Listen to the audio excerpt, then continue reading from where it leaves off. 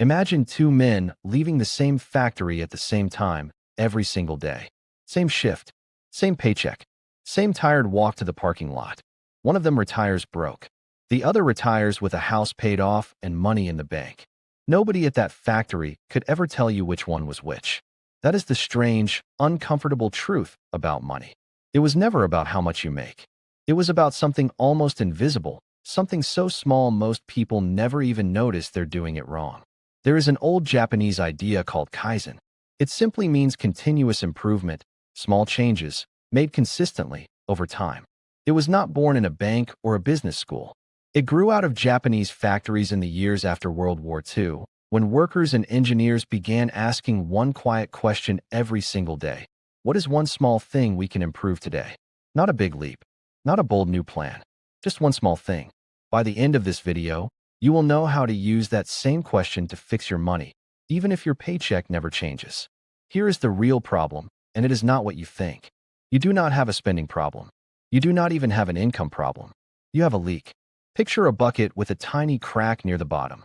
You keep pouring water in, paycheck after paycheck, but the water never rises because it is always quietly draining out somewhere you are not looking. That's $6.50 coffee on the way to work. That streaming subscription you forgot you had. That extra delivery fee because you were too tired to cook. None of these things are the disaster. The disaster is that they are invisible. You cannot fix a leak you refuse to look at. Let me tell you about a woman named Aiko. She was 34 years old, working as a receptionist at a small dental office. Nothing glamorous, nothing extra, just enough to cover rent, groceries, and a little breathing room, or so she thought. Every month, the breathing room disappeared before she understood where it went. One night, sitting at her kitchen table with a cup of tea gone cold, she wrote down every single yen she had spent that day. Just that one day. Train fare, lunch, a magazine she never read, a late fee on a bill she forgot to pay. She stared at the list and said quietly, out loud, to no one, "I did not spend badly. I just was not paying attention." That single sentence changed everything for her. Not because she suddenly earned more, because she suddenly saw. The next morning, Aiko did not overhaul her entire life. She did not swear off coffee forever or build some complicated spreadsheet. She simply kept writing down what she spent every single day for 1 month. That is the first pillar of Kaizen, and it is called awareness. You cannot improve what you refuse to measure. Ask yourself, right now, do you actually know what you spent yesterday? Not roughly. Exactly. Most people cannot answer that question, and that gap, that fog, is where all your money quietly disappears. The second pillar is small steps. Kaizen never asks you to transform overnight. It asks for 1%, one small adjustment, repeated until it becomes who you are. Aiko did not quit buying her train station coffee. She simply moved it from every day to 3 days a week. That is it. That was the entire change. But 3 days a week, repeated for a year, quietly saved her enough for a new winter coat, paid in full, no debt attached. Small steps, repeated without drama, without willpower, without pain. The third pillar is consistency over intensity. This is the one most people get wrong. They go on a wild spending freeze for 2 weeks, feel proud, then collapse, and spend even more the following month to reward themselves. Kaizen rejects that entirely.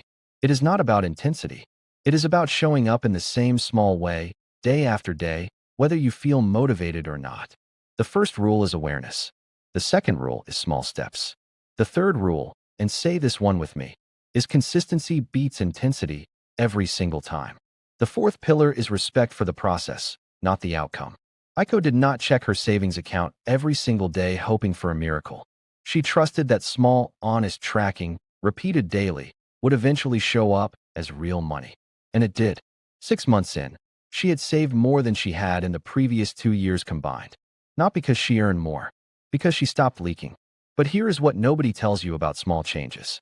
They feel like nothing is happening, right up until the moment everything is changed. There is an old parable about a bamboo tree. For the first 4 years after it is planted, a certain type of bamboo shows almost no visible growth above the soil. A farmer waters it, tends it, and sees nothing for his effort. His neighbors think he is wasting his time. But underneath the soil, the roots are spreading quietly, patiently, preparing. Then, in the 5th year, that bamboo can grow over 80 feet in just 6 weeks. It was never dormant. It was simply building a foundation nobody could see. Your money is the same. The tracking, the small cuts, the quiet daily attention, none of it looks like wealth. Until suddenly it is. So here is your one action step, and I want you to actually do this, not just nod along. For the next 7 days, write down every single thing you spend. Every coffee, every subscription, every small delivery fee. Do not judge yourself while you do it. Do not try to change your spending yet. Just watch, the way Aiko watched. On day 8, sit down and read the list back to yourself, out loud if you can. You will be shocked at what you find. That is your leak. That is your crack in the bucket. And once you can see it, you can finally, for the first time, actually fix it. This is the same first step Aiko took, and it is the same first step that changed everything for her, quietly, one small honest day at a time. Here is the bigger truth hiding underneath all of this.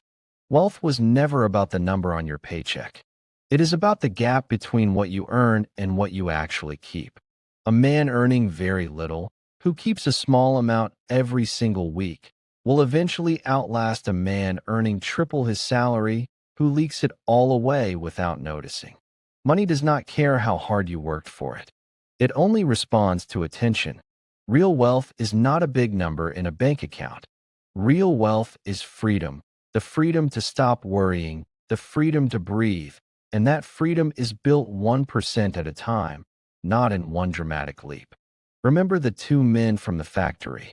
Same job, same hours, same tired walk to the same parking lot. The only difference between them was never talent, or luck, or income.